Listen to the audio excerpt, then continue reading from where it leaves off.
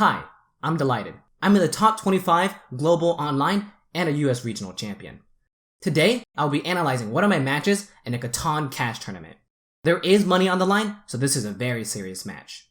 Make sure to watch until the end, where I provide 3 essential Catan tips to win your games.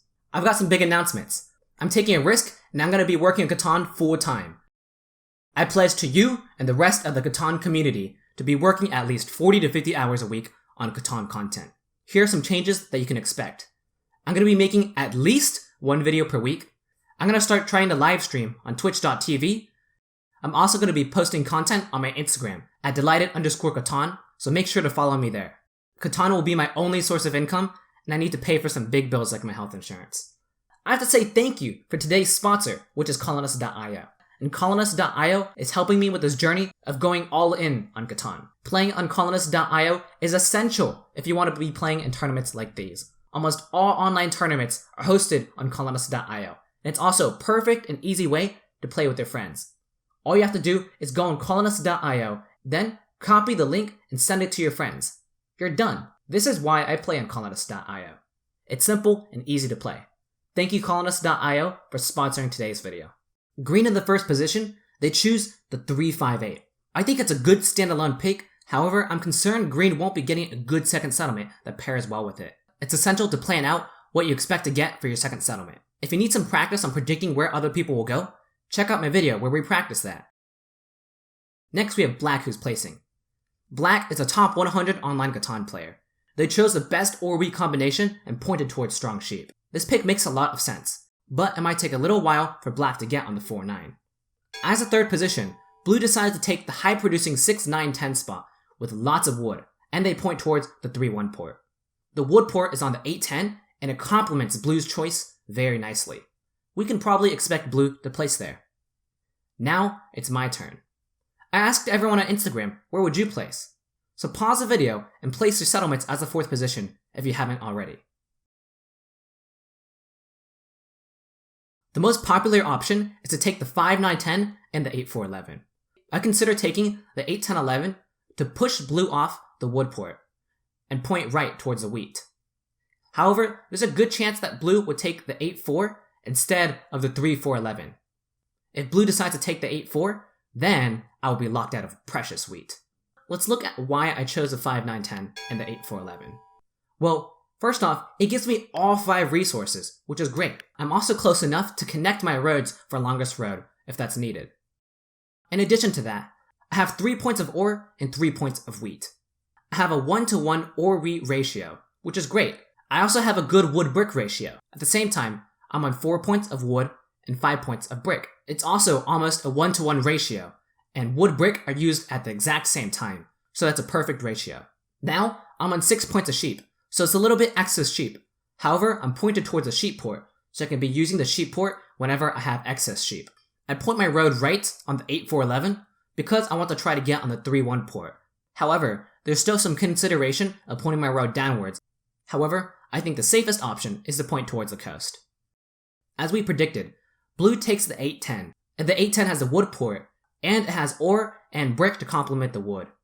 Black decides to go on the 3-4-11, which I really like. However, they point the road inwards, which I find questionable. There are 2 3-to-1 port options, and pointing your road to the left as Black makes it so it's going to be difficult to access ports. If you're going to play without any ports, then you must be willing to trade with others at a better price. If I was in Black's shoes, I would probably point to the right and go for the 3-1 ports. Green goes on the 6-3, which I think is a good option. However, Green points the road to the right. I'm not too sure about that road. I would have pointed it to the left, since you only need to build 1 road for a settlement. Since if you're interested in the 4-5, you can still do 2 roads if you build them from the 3-5-8 segment. Green will be tight on space and expansion opportunities, which will make it difficult for them to win. So with that, everyone says good luck and the game begins. Right off the bat, a 4 rolls. It's important to note that Black gets 2 wheat whenever a 4 rolls. So, whenever a 4 rolls, Black will always be getting wheat, even if the robber is blocking one of their spots. On Black's turn, another 4 rolls, so now they've accumulated a total of 5 wheats in their hand. They decide to do a 4-for-1 and 4-for-1 all their wheats for wood. It's an expensive road, However, it's going towards the 4-9, which is a valuable spot. Bartek is at 7 cards, so he does that to reduce his hand and reduce the risk of losing half his cards to a 7. Blue offers a wheat for ore trade. I take this trade because it completes a development card for me. If I don't take this trade, my hand is potentially stuck on the next turn. I don't mind trading away rare wheats to blue if I can get a decent price back, an ore. I know that blue only has brick and ore in hand, so if I trade, they'll simply be ending their turn. I offer a sheep for ore, and this trade is directed at green. Green doesn't produce any sheep, so I was offering them a rare sheep in exchange for an ore. It's okay to give other people rare cards as long as you're getting the right price. To me, ore is very valuable, and a city in my setup would be amazing. There's no wood out there at the moment, so I don't bother trading for those. I tried trading my brick for ore. Trading away your wood and bricks for ores early is usually a pretty good idea. The reason why is because wood and bricks are more valuable early in the game. So if you try selling your wood and bricks later in the game, no one wants it anymore. So what you want to do as a longest road player is sell your wood and bricks early so you can try to get your city, which is usually harder for you to do. In time tournaments, it's essential that you offer trades that are targeted specifically towards one person. And you have to understand why they would say yes to that. This is much better instead of offering random trades and hoping it will go through. This will save you time when time is a limited resource in tournaments. No trades go through, and I decide to buy a development card because I'm at 7 cards. It's too early for me to try to hold for the city, as I risk 7ing out, and it's a lot more efficient to buy a development card. Black offers a wheat, wanting my sheep, and I say no to this trade because I don't have any use for it. However, that's a mistake on both of our ends. I should have counter-offered and asked for an ore instead of a wheat, so I'd be willing to give a sheep, wanting an ore. Blue rolls a 7 and decides to block the 6 ore. This is a wise block by blue. They block 2 players and the strongest ore tile. Blue decides to steal from black because black has both wheat and ore, which are both desirable cards from blue. It's essential to be tracking cards in tournaments. Also, looking at the positions, if black can build in the 4-9, they're also in a very, very strong position. I roll a 7. I decide to block the 4 wheat. Admittedly, it's a pretty weak block. Black already has wheat in hand, and if a 4 rolls, black still gets wheat. I didn't want to block green because I felt that they were in a weak position. Stealing from blue result in my hand being stuck, as they only have wheat, brick, and sheep, exactly what I have. However, black does have an ore in hand, so I try and steal from black as it'll make my hand unstuck. If I got the ore from black, I'd be able to buy a development card, which costs an ore, wheat, and sheep. I decide to pass on this turn. However, that's actually a mistake. I need to be aggressive and try trading. I could offer a sheep for ore, targeting green and black. Sheep is rare for both green and black. Passing with 7 cards is a dangerous move. I could even offer 2 cards for the ore. Because on my turn, I was too passive on trading, blue was able to offer a sheep for ore, therefore stealing the trade from me. In my trading masterclass on Patreon, I elaborate more on why trading aggression is essential to winning games. Blue buys a development card. Now it's my turn. Luckily, a 7 didn't roll, and I didn't have to lose half my hand. I do targeted trades wanting the ore from black. I know they have 2 ores, and I know that black is trying to build a settlement on the 4-9. So I offer a road in exchange for 2 ores. 2 ores is great for me as it gets me a city. As I said, it's a pretty strong move to sell your wood bricks in the middle and the early of the game where they're more valuable, as later in the game they're a lot less desirable. Ore is always very important inside the game. So if I can score a deal with black, it's helpful for him and it's helpful for me. This is a time tournament and black is hesitating on the trade. Black is taking their time to think, so I decide to sweeten the pot and offer a 3 for 2. However, I know that black already has wheat. I know what they really want is a brick, so they can build on the 4-9. Black takes their time thinking, and after a little bit, they decide to counter-offer me, wanting my brick. Now, I say yes, sure, I'll take that deal. However, this trade sequence takes too long. Black is thinking on this trade, but I don't have much time left. I let black take his time thinking, but it was a mistake on my end to not communicate with him to hurry up. I need to say that I only have a certain amount of time left, and he needs to make a decision. I also made some mistakes by offering a bad 3 for 2. I was trying to get greedy, and I didn't want black to have a settlement. But I could have saved more time and offered a wood, brick, and sheep for the 2 ores, because I knew that's what he wanted. Being greedy is something I cannot afford in a game with a timer. Because we mutually take too long, a deal doesn't go through.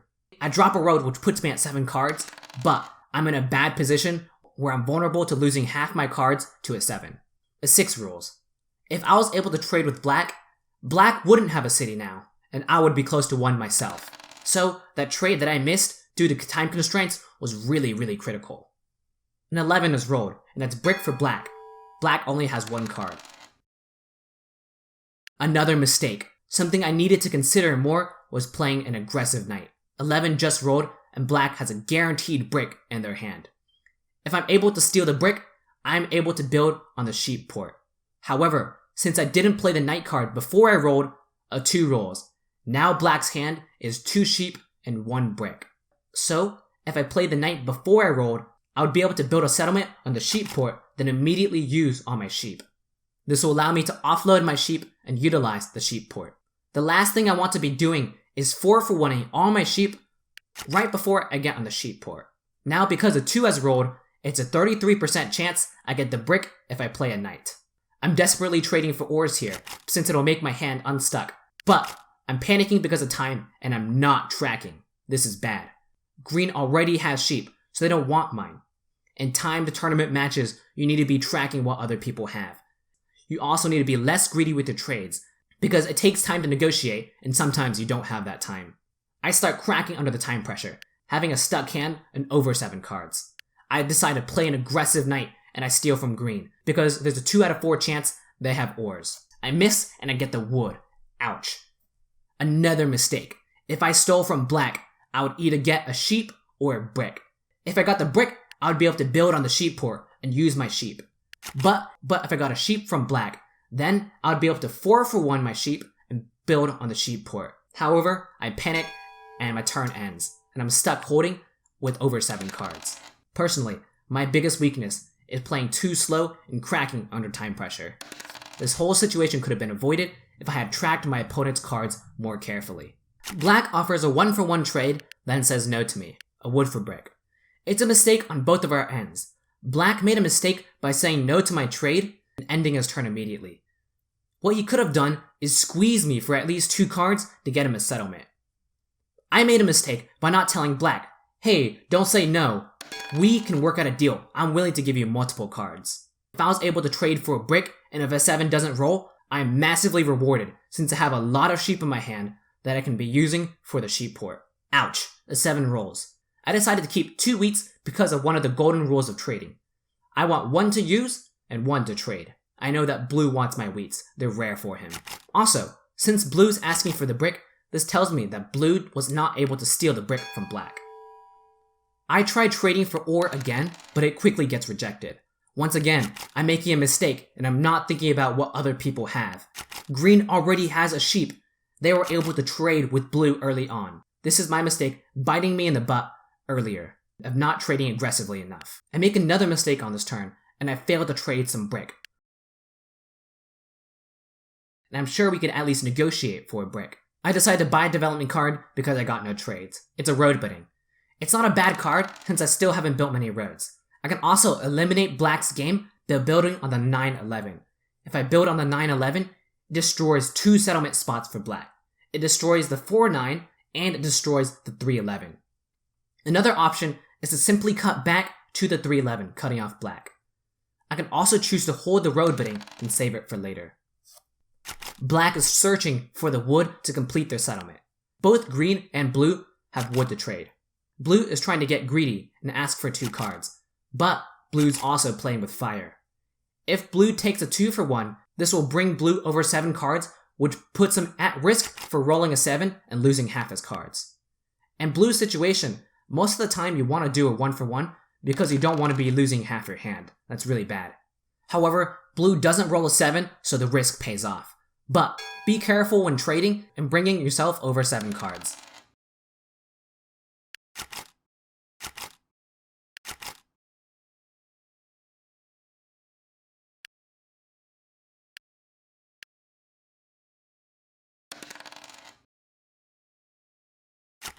Trading away my brick doesn't feel very good since I still need a wood to build my settlement. If I can build a settlement, Suddenly, all my sheep become useful and I can use them at a 2-to-1 port. I'm in the middle of thinking of a good counteroffer when green decides to simply take the trade with black. Ouch, again. Being left out of a trade is never good. Black now is at 4 points with the city with very strong ore wheat sheep and is in a prime position to win. I'm being left behind.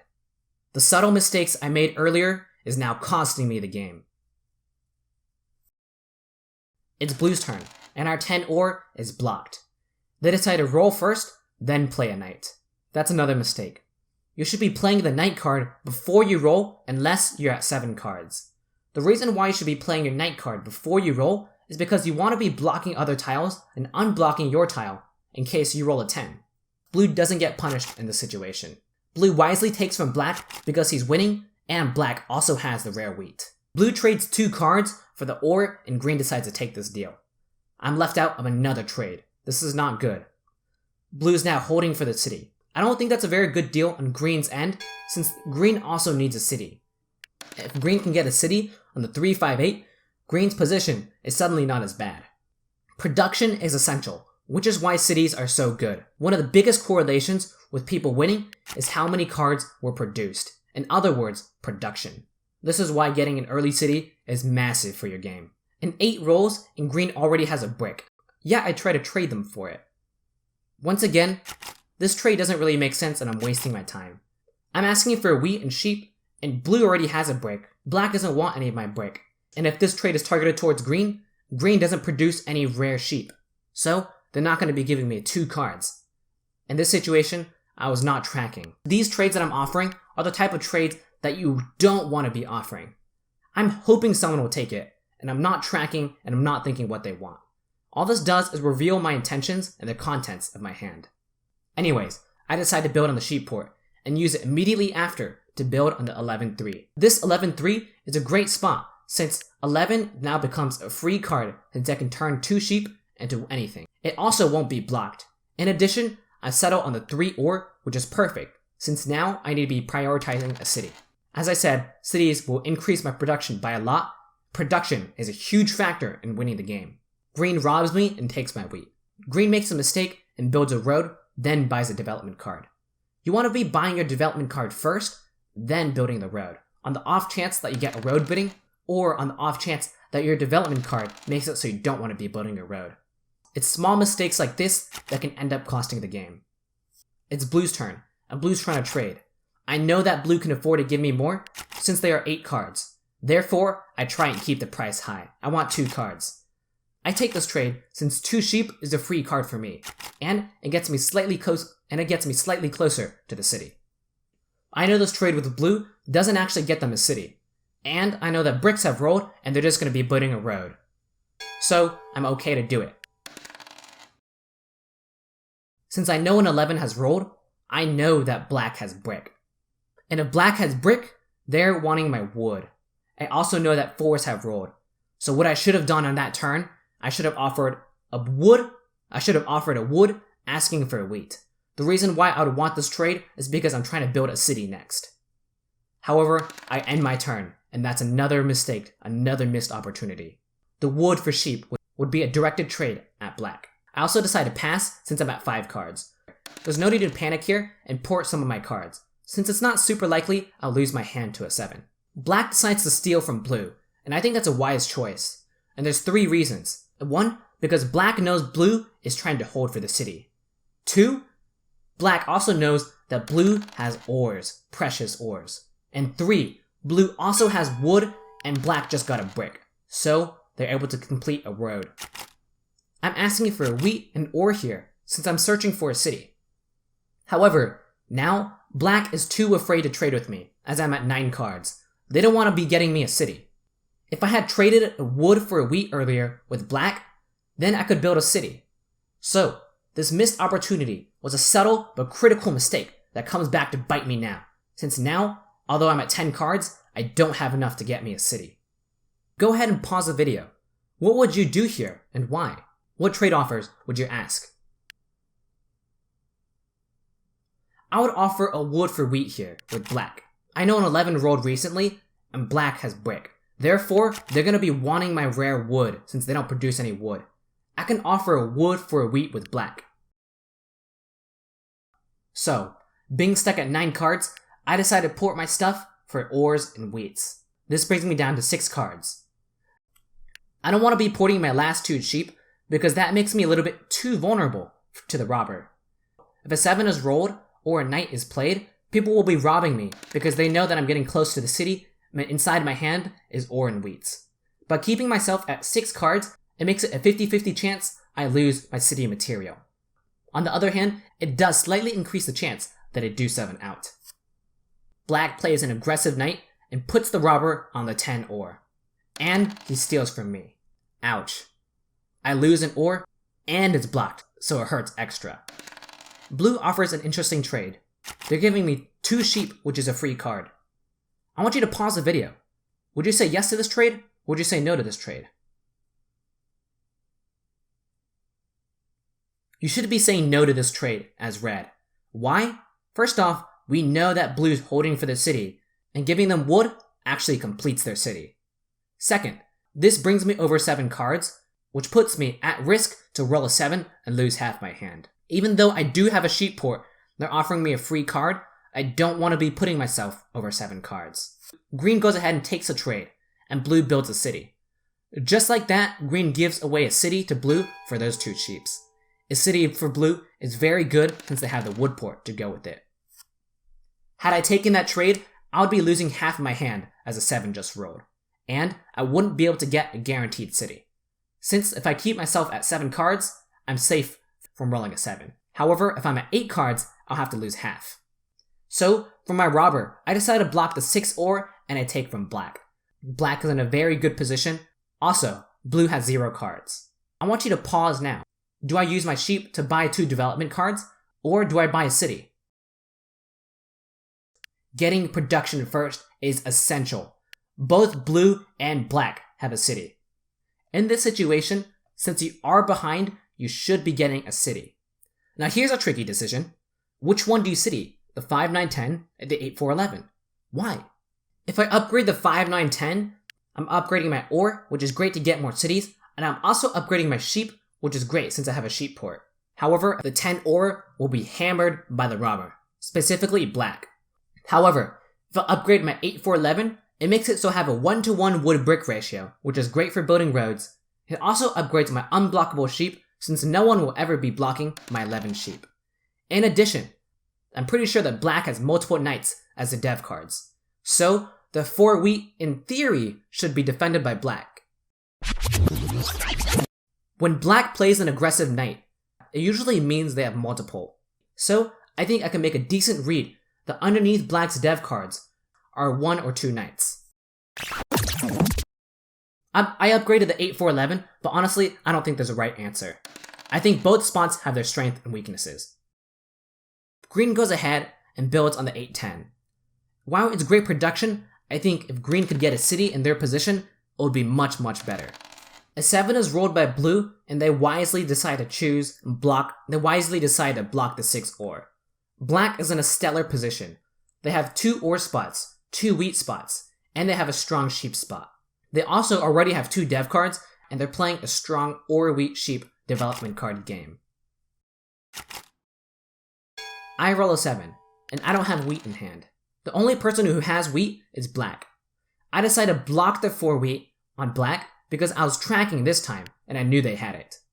With that, I decided to build a road to the 3-1 port for a point. There's no point in racing blue. It's too risky. I'd rather just get a secure point on the 3-1 port. A 7 is rolled, and I get robbed. Now, it's black's turn. Take a moment and look at this situation.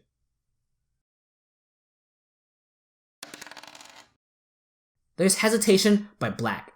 It takes black a total of 8 seconds to roll the dice. Why the hesitation? It's because they have knights and they are choosing not to play it. Once again, we made a read earlier that black had knights. So now we have 2 subtle hints that tells us that black has multiple knights as their development cards. The first hint was how black decided to play an aggressive knight and block our 10 ore. The second hint was how black hesitated to move the robber when it's on our 4 wheat. But wait, Dylighted, wouldn't black play his knight if it's on him? Black is a top 100 player. He should know that you should be moving the robber if it's on you. Well, here's what Black sees. If they don't move the robber, I can't get wheat. Black gets 4 wheat from a 4. He doesn't need 4 at once. Instead, he's totally fine with getting 3 at once, whenever a 4 rolls. So, Black doesn't care if the 4 wheat is blocked. So therefore, this robber on the 4 wheat hurts me way more than it hurts Black. I'm starved out of wheat, and remember, no wheat equals defeat.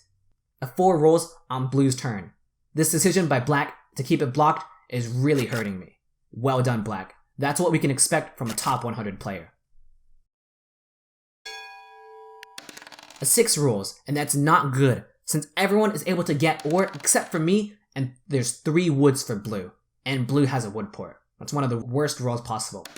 I'd pass my turn. The 4 rolls, and wheat is able to come at the perfect time for Black. They 4 for 1 their wheat for another city on the 4-9. That's a wise move. By upgrading the 4-9, they can afford to leave the 4 wheat blocked and have more sheep for the development card game. So now they really don't care if my 4 wheat is blocked. I accepted Blue's trade, a sheep for a wood, as it gives me a settlement. But they went ahead and traded with the bank so fast that they didn't even see it. When you propose a trade, wait for everyone to respond. This way you can see if multiple people want the trade. And if 2 people want to trade, then you can choose to trade with the person in the weaker position. You usually want to wait to see what other people say unless you're in a time crunch. Now I'm trying to trade for wood myself, as it'll get me a settlement on the 3-1 port. It doesn't make sense to do 2 for 1 with anyone because I can do 2 for 1 with the bank, as I have the sheep port. So, no trades go through. Now, I want you to pause the video. Do you get a development card here, or do you get a settlement? A settlement here is redundant. Why? The 3-1 port is not that useful, especially since I have a sheep port. And since Black is intentionally keeping the robber on the 4 wheat and not moving it, this 4 wheat becomes even more useless. Instead, I'd much rather be buying a development card, because every development card here is useful. If I get a road bidding, that's great, so I can win the longest road race. If I get a year of plenty, this will help me get my second city. If I get a knight, that's perfect, I can protect the 4 wheat. If I get a victory point, that's always good because it's a cheap, efficient point. And if I get a monopoly, well, those are just insanely strong. Another 4 is blocked by me, and there's another 4 wheat for Bartek, Black. It's Black's turn, and they're at 12 cards. They decide to 4 for 1 their wheat twice, for 2 ores, and then they pass? I'm not sure about that play. I would certainly buy a development card in Black's position. Black still hasn't secured largest army. Even if they do have the knights in storage to take largest army, doing 2 4 for 1s for an ore is a very weak play. Remember, Black is on 12 points of ore. Also, on Black's turn, they don't play a knight. That's extremely dangerous. I might be able to steal largest army from Black. Black needs to play knights to secure the largest army to get that 2-point bonus. It's Blue's turn, and they have a lot of cards. They decide to port their woods for a city, and then they drop a road. Now it looks like Blue is trying to gun for longest road. It's my turn now, and I decide to play a knight before I roll. I unblock the 4, and I decide to steal from Black, blocking their 4. When someone 4 for 1s a lot of their cards, that usually means they'll still have a little bit excess. So I still know that Black has a little bit of wheat. I think around 1. I use a combination of strong logic and brute force memorization in order to track people's cards. However, it can be difficult or sometimes inaccurate. Getting the wheat from Black is perfect. I decide to buy a development card, and it's a knight. Perfect. So this makes it so I can actually take the largest army. Even though Black has 2 knight cards hidden, I'm going to be able to take largest army from the ore wheat sheep player. On Green's turn, they drop a city on the 3-5-8. Now Green is sort of looking scary. On Black's turn, they decide to hold, and they don't throw out a single trade. Now, it's Blue's turn. They roll a 9. It's my turn now. A 4 rolls. What do you do here? What trades do you offer? Have you been tracking other people's cards? Pause the video and answer these questions. I decided to try it and look for 2 woods. If you were tracking, you realize a few turns ago, 2 10s had rolled. All green did was upgrade to a city. In general, blue also makes wood pretty easily. I try to do a 2 for 2 trade, but they're not budging. So I offer an irresistible 2 to 1 trade. But before I accept, I wait to see if anyone else wants the deal. Green also wants this deal. So even if I wasn't tracking, green revealed they had wood. I take the trade with blue. Now I play my knight card, which lets me take largest army. It puts me at 7 points. I know green has wood, but not just because they revealed it, but also I was tracking and I have a 2 out of 3 shot of stealing a wood. I successfully get the wood. With this wood, I'm able to build a settlement, which brings me to 8 points. With my last 2 cards, I build a road, which is 5 consecutive roads, which takes longest road. This brings me to 10 points, and I win the game. Let's look at 3 essential Catan tips that we can get from today's video. But before I do that, I started a Patreon page to help support myself, and I really wanted to make this worth it for you. So for $5 a month, you'll get access to a 2-part trading masterclass that I think is essential to competitive play. My Patreon Discord, where I will play with viewers with at least 1 time a week, probably a lot more. You also get access to exclusive content that's not on my channel, such as tabletop games with the US national champion and other top players. So please consider checking out my Patreon page, as it's the best way to support me. It will be in the description and the comments below. So, let's get back on the essential Catan tips. The first tip is to play aggressive knights if you're racing to lock largest army. If you know that someone else is buying development cards to try to get largest army, you have to be playing your knights, otherwise you will be getting left behind. It was careless by black that I could steal largest army, which led to my victory. If black had locked largest army, this would be a much more difficult game for me to win. The second tip is to track your opponent's cards. I cannot say this enough, and I say it so much because it's so important. It's the difference between winning and losing. It's the difference between good and great players. If I decided to steal from black instead of green, then I wouldn't have won the game. Tracking is essential. The last tip, we want to be trading with intent, especially in a timed tournament like this. Whenever we throw out a trade, we have to know who will take it, know why they want it. If you just throw out random trades and hope people will take it, that's just wasting time and that's playing inefficiently. Throw out a trade you know people will take. The many mistakes I made earlier in the game was because I didn't track well enough. So, how did the rest of the tournament go? Well, this was my 3rd victory in the preliminary games, and I was ranked as the 1st seed. During the semifinals, with single elimination, I got robbed, I got cut off, and no one wanted to trade me. I'll admit, I lost pretty badly. In tournaments, if you win your first 2 matches in the preliminary round, it's actually quite common to intentionally lose your 3rd match. This way, you won't be viewed in their semifinals as a big scary person that won all 3 of the games, and you can avoid being targeted during the semifinals. I really do hate asking for likes, but it does help out the video. If you learned something, please make sure to like the video, as it's one of the best ways to help me out. Also, comment down below what my next undercover name should be when I enter in another tournament. Anyways, thank you so much for watching. I'm Dylighted, and I hope you learned something.